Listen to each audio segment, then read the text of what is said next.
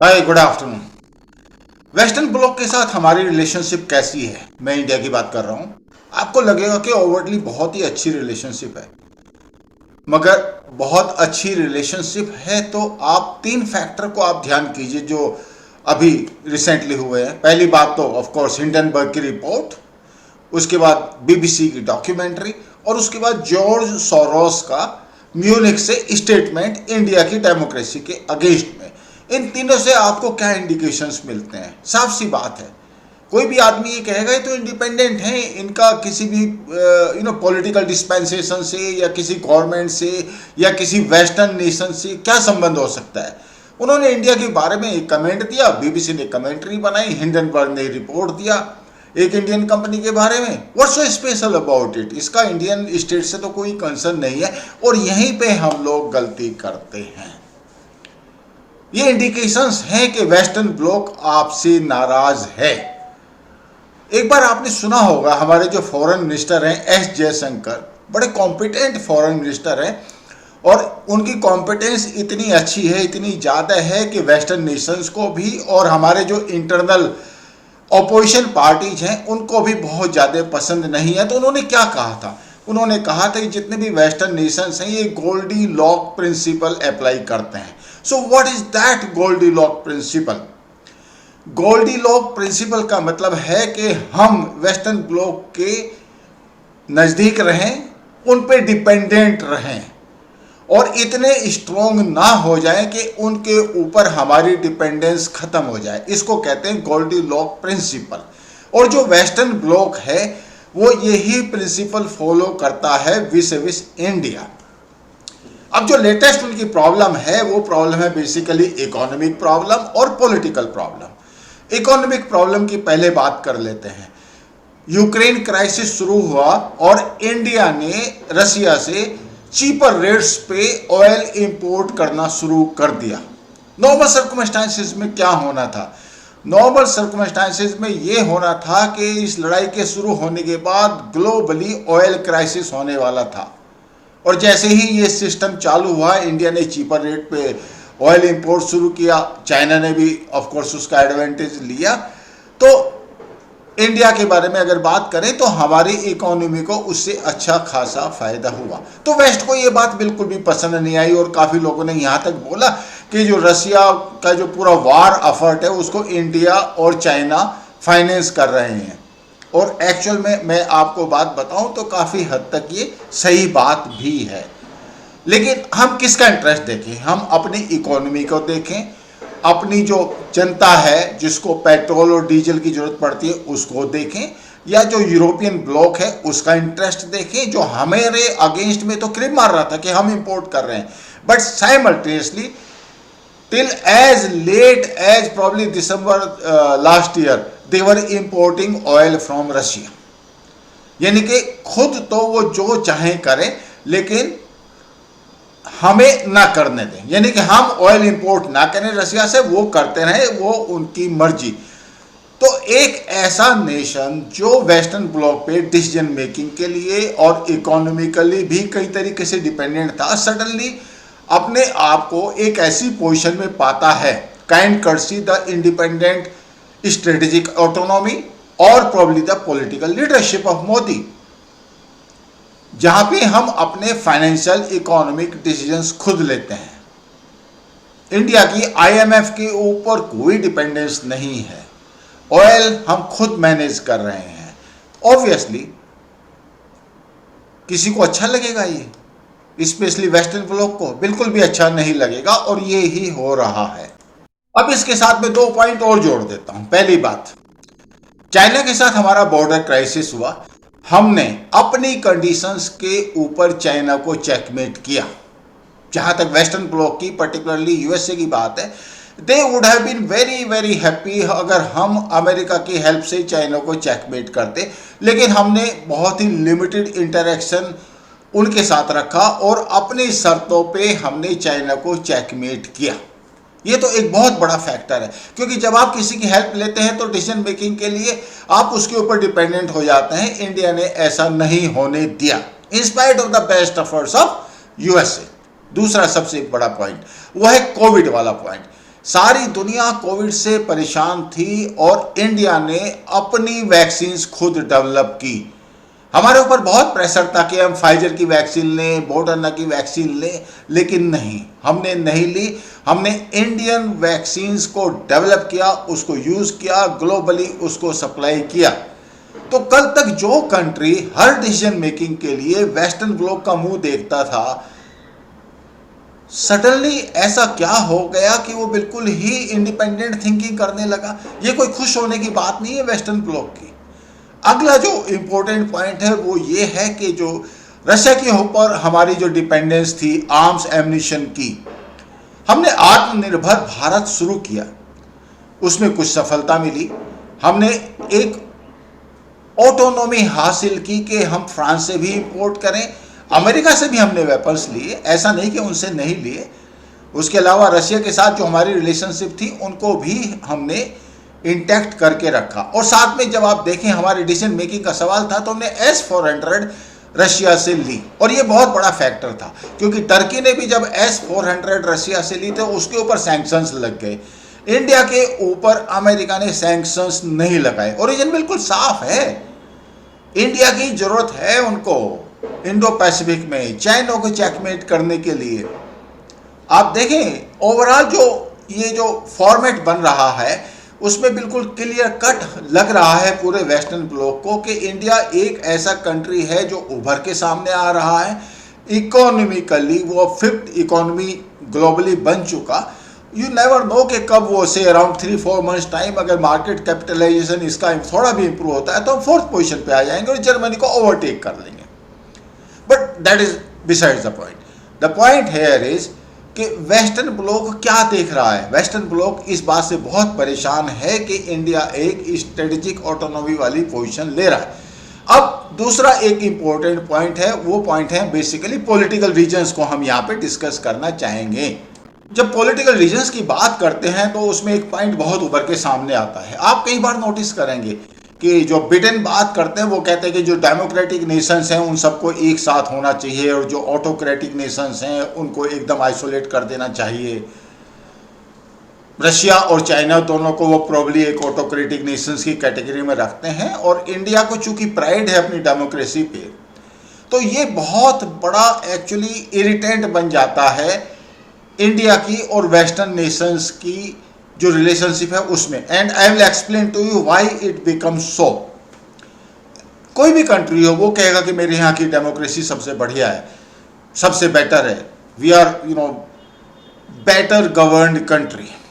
तो एक higher moral pedestal पे आप अपने आप को लेते हैं। जितने भी ये वेलफेयर स्टेट्स आपको यूरोप के मिलेंगे या फिर अमेरिका, वो कहेगा हमारी जो डेमोक्रेसी है वो एक हायर पेडेस्टल पे है विस your democracy and your democracy is flawed.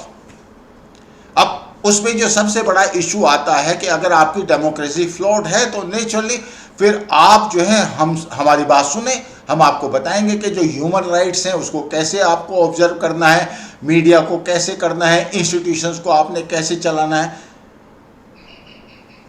India is not ready to accept that.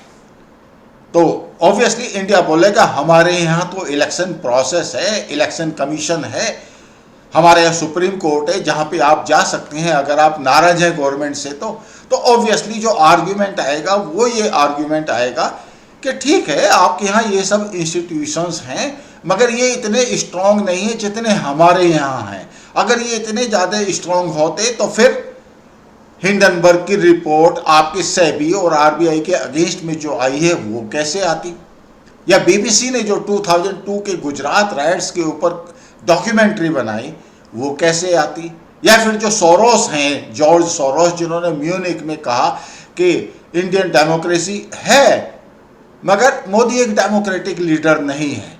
तो आप देख रहे हैं कि इंस्पाइट ऑफ द फैक्ट के ओवर्टली वो हमें नुकसान नहीं पहुंचा सकते, कोवर्ट अटेम्प्ट्स करने में किसी ने कोई भी कसर नहीं छोड़ी है इंडियन डेमोक्रेसी को सबवर्ट करने के लिए। ये एक बहुत बड़ा पॉइंट है और ये सबसे बड़ा एक्चुअली जो हमारे यहाँ जो सिस्टम है उस सिस्टम में इतनी लीनियंसी है कि लोग सिस्टम को मिसयूज कर लेते हैं अपने पर्सनल गेन्स के लिए और हमारी डेमोक्रेसी को सबवर्ट करने के लिए। अब मैं एक पॉइंट पे और आता हूं कि ये सबवर्जन कैसे होता है। सैल्वाडोर बारबोस एक अमेरिकन सोशोलॉजिस्ट हैं जो फ्रीक्वेंट इंडिया विजिटर हैं और उनका बड़े ऑनेस्ट और ऑब्जेक्टिव ओपिनियन आते हैं। काफ़ी लोग इंडिया में इनको रिगार्ड करते हैं उनके फेयर एंड ऑब्जेक्टिव एनालिसिस के लिए।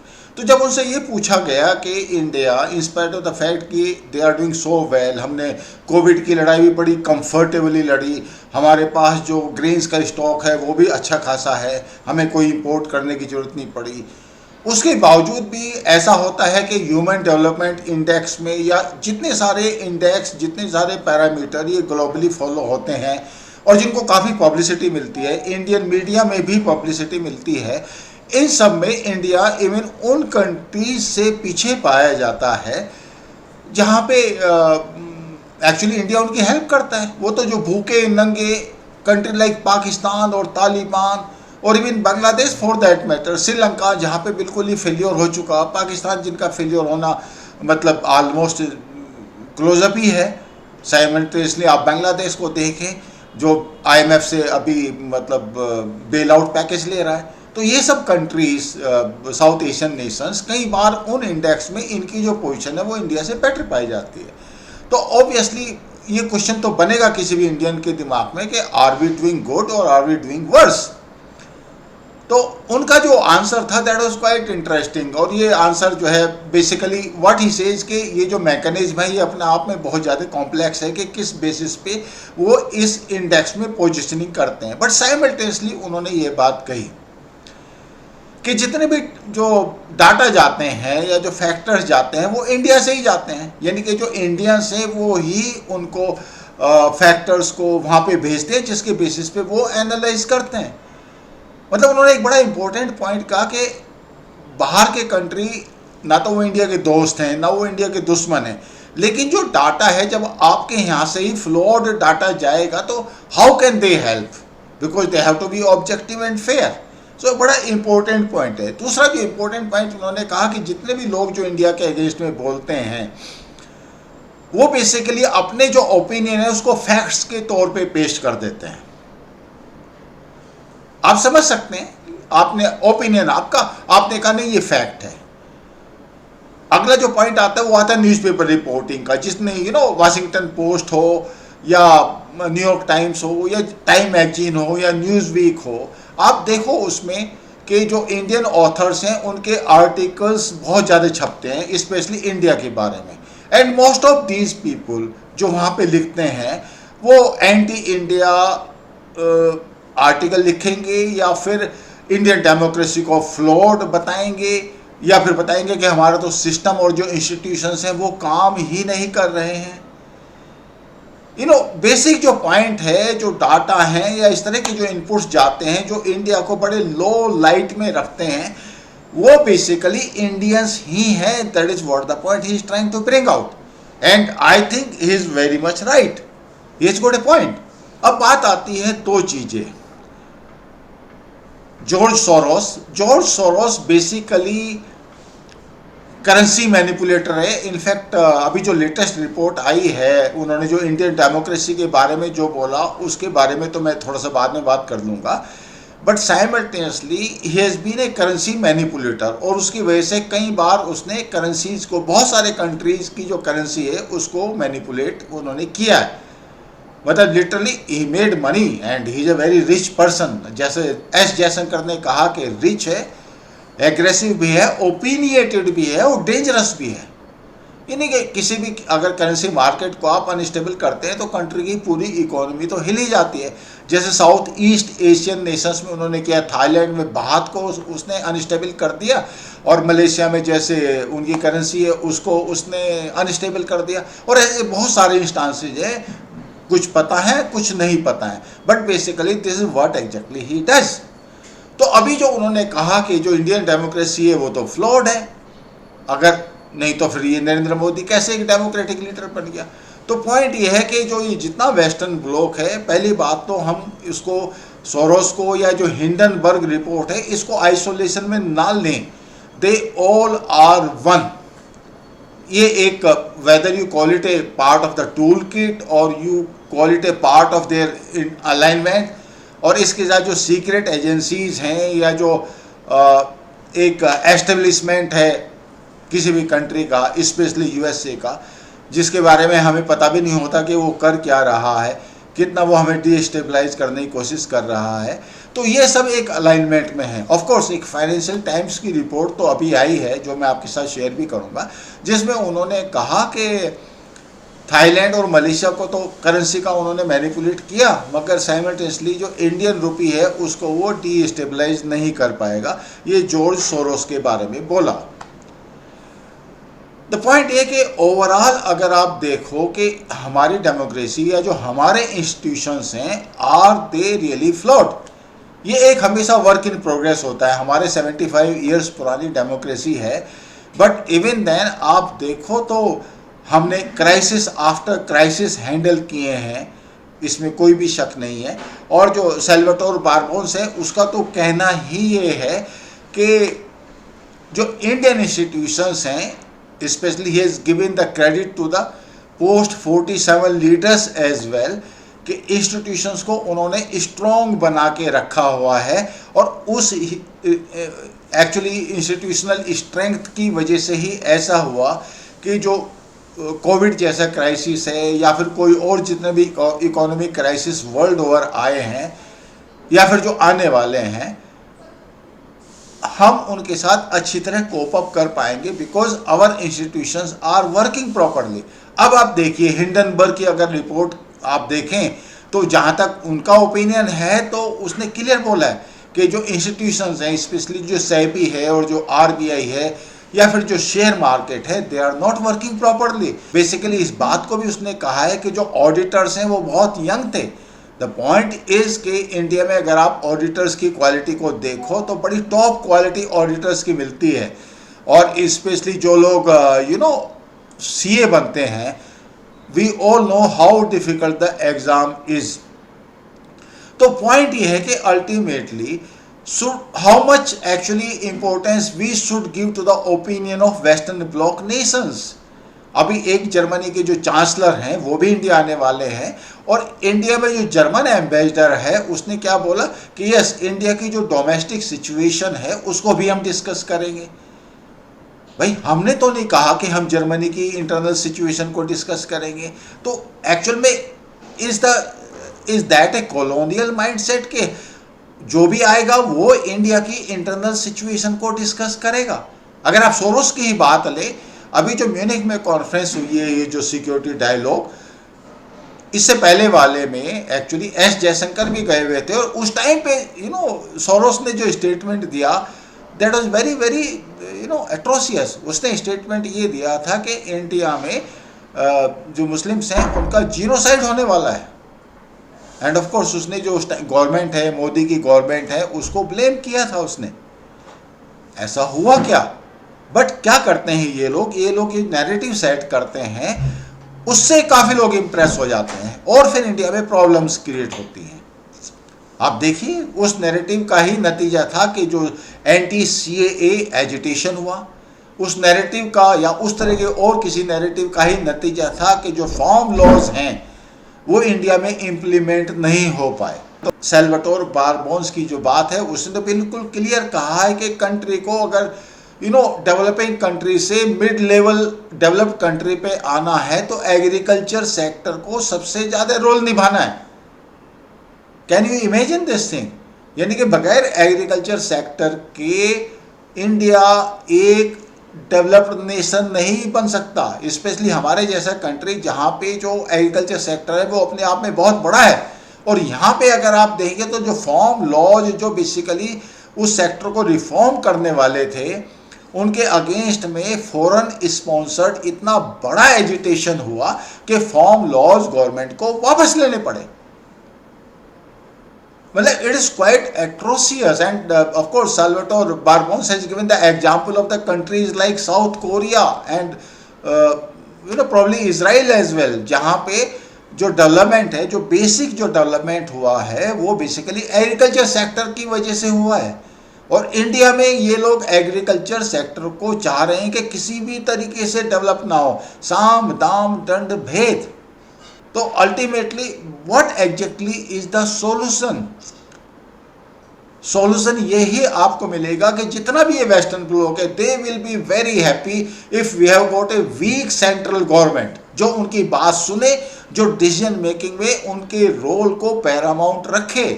ऐसी गवर्नमेंट जब यहाँ पे आएगी तो वो चाइना के सामने भी घुटने टेकेगी। और उसमें आप देखिए कांग्रेस का तो एज इट इज सीपीसी के साथ एग्रीमेंट है ही। Means everybody wants a playable and weak central government.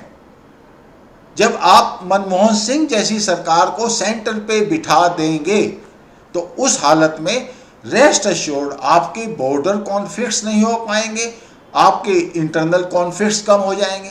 Reason बिल्कुल साफ है, बिकॉज गवर्नमेंट कमजोर है। लेकिन साथ में एक ये भी है कि जब आप एमएम जैसी गवर्नमेंट बैठाएंगे तो बॉम्बे में जो हुआ वो आपके सामने है और गवर्नमेंट कुछ नहीं कर पाई। तो ये आपको डिसाइड करना है कि आपको करना क्या है। What sort of India you want a strong central government which is fighting for the seat in Security Council, which is looking for strategic autonomy, which is looking for its own decision making, and which is against appeasement of certain sections of society, which is for Indian business, and which does not give a damn to external reports like Hindenburg. End of course ऐसी government Soros जैसे manipulator को, dangerous जो जिनका role रहता है countries को unstabilise करने में, ऐसे लोगों को बिल्कुल भी घास डालने वाली नहीं है। ये डिसीजन आपका है। सोरोस या हिंडनबर्ग या BBC, who are they? They are because we give them importance. The day we stop giving them the importance and simultaneously हमारे जो इंस्टीट्यूशंस हैं, हमारे जो वर्किंग हैं, वो अपना काम at par with global standards कर लें। मैं ये नहीं कह रहा कि एट पार नहीं है। इनफैक्ट रेगुलेटरी एजेंसीज का फाइनेंशियल सेक्टर में जो काम है, I believe it is at par with the global standards. And if that be the case, why should we bother? I hope you like this narration. I will see you in next video. Please like, share and subscribe. Thank you so much.